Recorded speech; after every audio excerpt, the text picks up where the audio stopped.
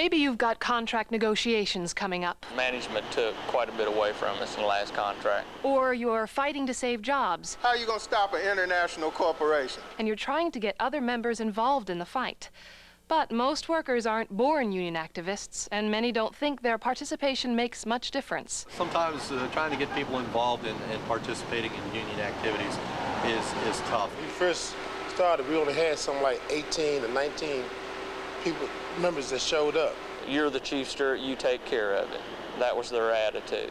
But with the help of a program some call one-on-one or member-to-member, you can get members active in the union. Your opinion does matter, and that's why we go member-to-member, to talk to one-on-one. The key is an action network. And with the network, it was getting them involved, and they had their say. It's not easy, but it can be done. But we felt our jobs were on the line. We didn't have nothing to lose. You know, communication. Communication is everything. This video will show you how to build an action network where you work.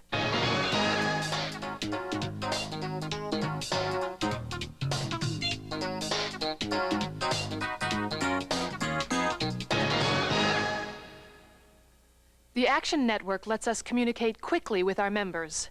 It will build unity among our members, organize them for action, and increase their participation in the union's work. The key to the whole program is member-to-member, face-to-face communication. We talk to the members, keep them informed. We listen to them, get their ideas. But we do more than talk and listen. We ask the members to do something. That's important, because asking them to do things gets them involved in the union, gets them ready for action, and builds the union's power. This kind of one-on-one communication takes some training on the issues you'll be dealing with, and you'll need some practice answering, yeah, but. You know, you ask someone to get involved, and they say, yeah, but. Ben has had some of that training. Let's see how he handles Larry's yeah, Larry, buts. how's it going? Hey, not bad. How you doing? Good.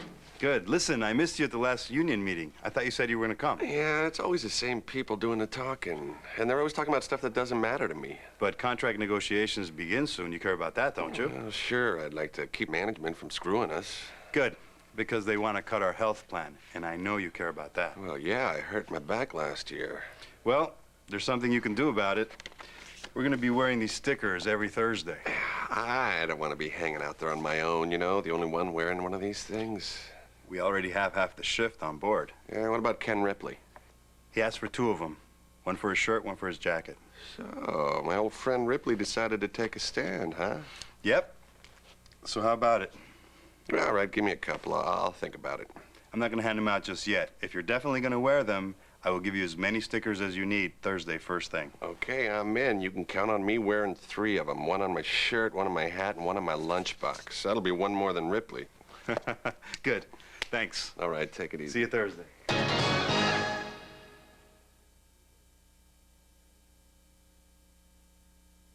The first step in building your member-to-member action network is to pick a coordinator and get some of your key people together to recruit canvassers like Ben.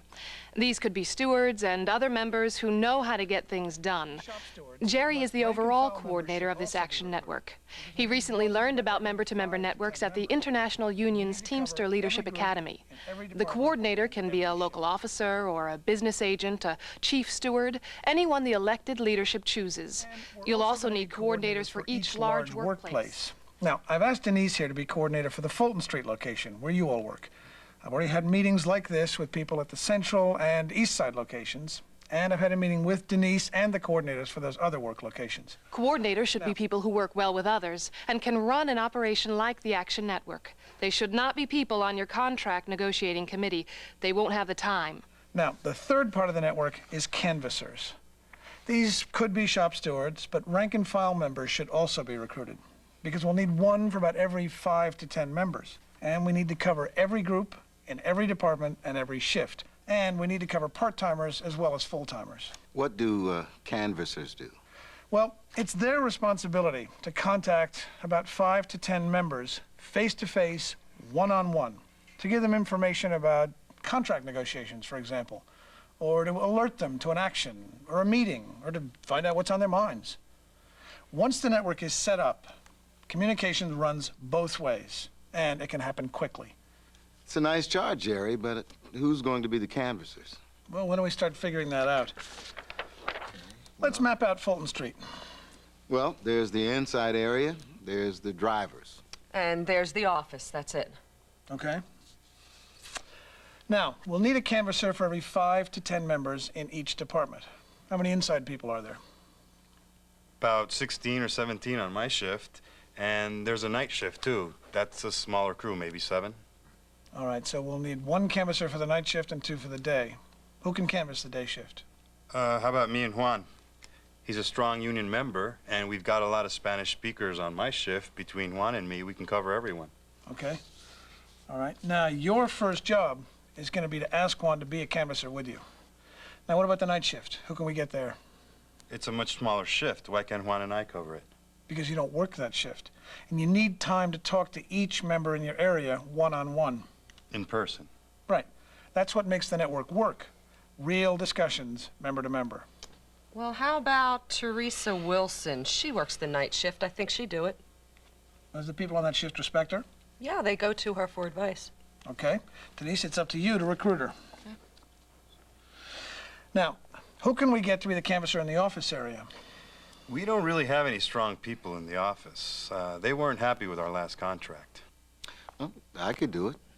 Even though I don't work in the office, I work the day shift, same as those folks. And I know some of them.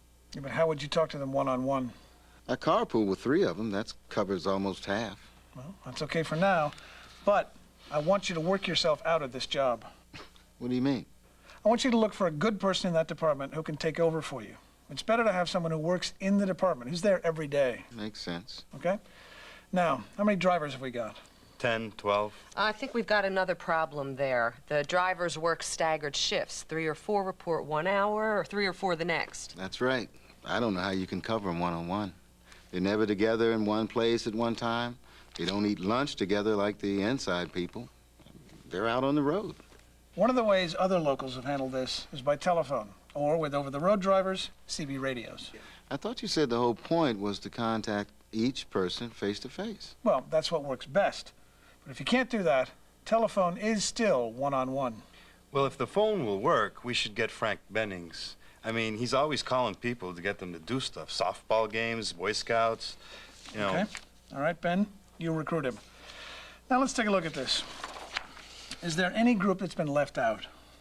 Well, we've got men, we've got women. We've covered languages, races. It's a pretty good balance. All right, and have we covered all the job classifications? Yeah? Good. Now, one last thing. I want each of you to report to Denise when you've recruited the other canvassers. Then Denise, I want you to report to me. When the International introduced this, we just went in, word of mouth, from one member to the next. And it was amazing how fast it went through the organization. It went, and it went quick. And this convinced a lot of people, hey, these people know what's going on, what's happening.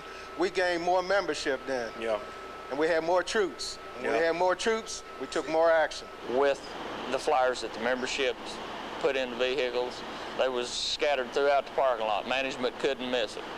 We had vehicles that was sitting directly in front of management offices and had flyers sticking right there in their face all day long.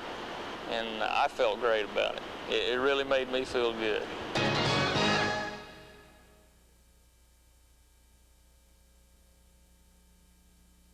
Okay, you've got your action network set up. You've made your canvasser assignments, and your canvassers are trained and prepared. Now you're ready to test your system, to have your canvassers make their first contacts. At first, keep it simple. This makes it more likely you'll get participation even from those members least likely to get active. Linda, how's it going? Oh, you know, same old, same old. Waiting for the weekend, huh? TGIF. Well, you probably know contract talks are coming up.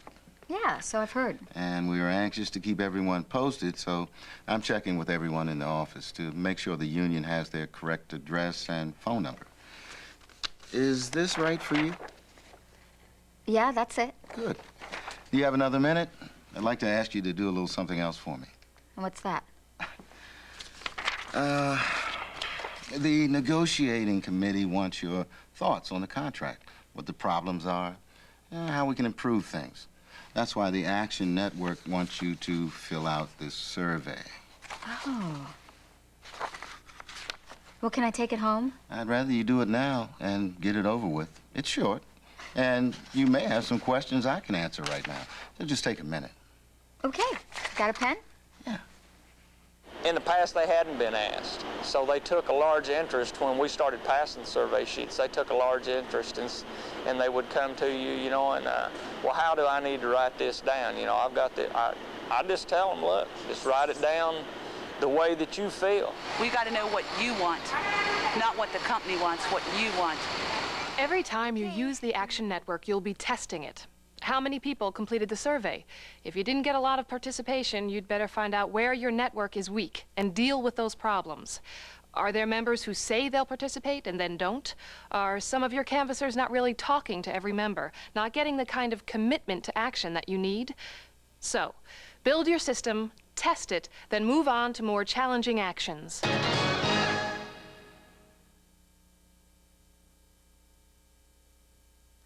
We've talked a lot about the responsibilities of canvassers as they contact the membership. The coordinators who supervise the canvassers have responsibilities too. They need to check regularly with their canvassers, keep them on track, help with problems.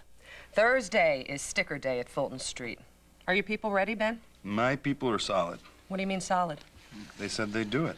Everybody convinced you? No doubts? Well, everybody but a couple of people. One guy told me he'd probably do it. One I never spoke to, but his best buddy's with us. And... You'd better double-check both of them. Okay. Yeah, I will. But the rest are ready. I had to stop a few of them from wearing the stickers right away. Great. What about the office? Well, I got 4 out of 7. One was out sick, one on vacation, and Walter Jennings wouldn't do it. Oh, right. You told me about this yesterday. What should we do about that? I found someone from the office to take over for me, Liz Dixon. She'll do the follow-up. I mean, she knows the people better than I do, and she's there every day. Good. Then we'd have the whole group covered. How'd you get her to do it?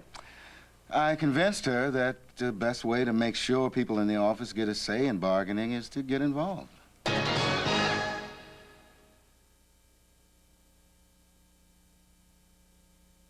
You know what the best evidence is for the power of this system?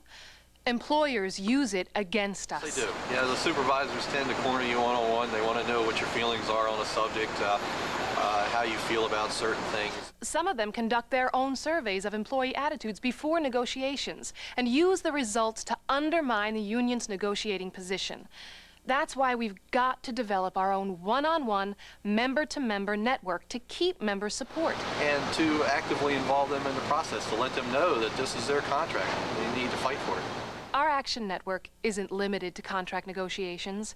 We can organize the members for political action, for a lobby day at your state capitol, or a get-out-the-vote effort on Election Day. We can organize them for community action, like disaster relief or blood drives. And push comes to shove, we'll be ready to strike effectively. None of us wants to strike. It's the last resort.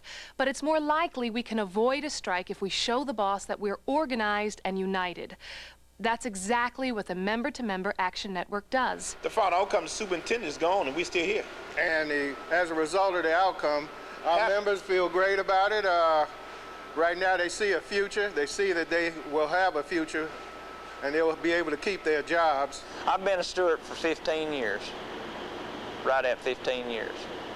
I've been involved in 4 negotiations prior to this one. And you just don't know what it means to have the membership knowing what's going on and being able to put their input in. You've not got the whole monkey on your back to do by yourself. You've got everybody that's got their own input, and they know what's going on, and you know how they feel about it. Try it, it will work. It does work. That's how Teamsters are using the Member-to-Member Action Network. It can happen in your workplace, too.